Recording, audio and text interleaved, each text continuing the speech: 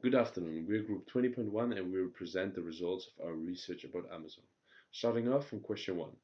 Four of the main categories of Amazon's current portfolio are cloud computing, consumer electronics, foodstuffs, and media.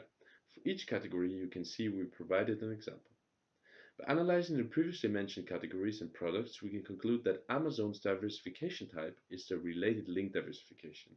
Based on this definition, this type of diversification is applicable since less than 70% of Amazon's revenue comes from its dominant business, and there are only limited links between businesses. In addition, Amazon's operational relatedness is low, which means that only a few activities are shared between businesses. Its corporate relatedness is high, since the firm is transferring core competencies, meaning its managerial and technological knowledge, experience, and expertise, into its businesses. To substantiate the previous findings, let's have a closer look into how Amazon is operating and the pros and cons of its diversification strategy. First of all, two pros. One can observe that throughout the value chain, valuable opportunities like common brand name or cost reduction are shared. For instance, during the sales and marketing phase or the distribution phase.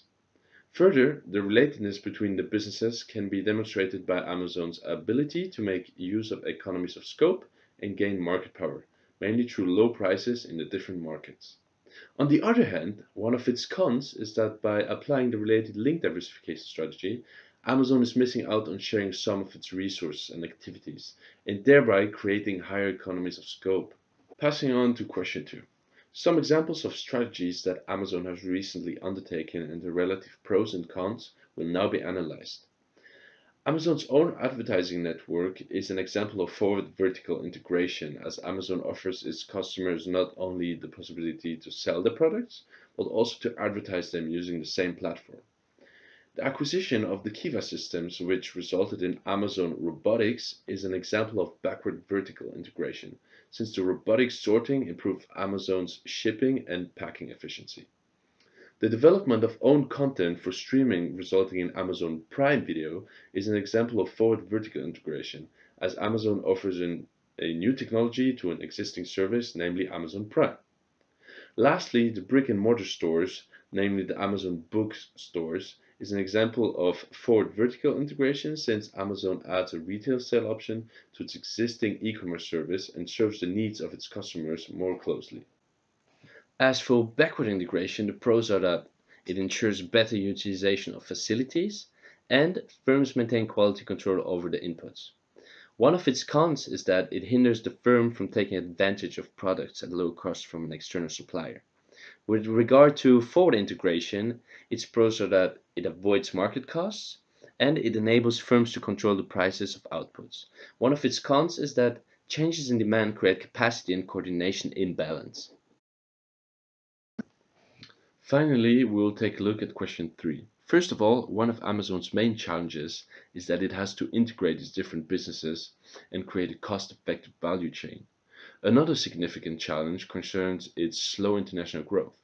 While the revenues keep increasing rapidly in North America, it is not the case for other regions, for instance Europe or China.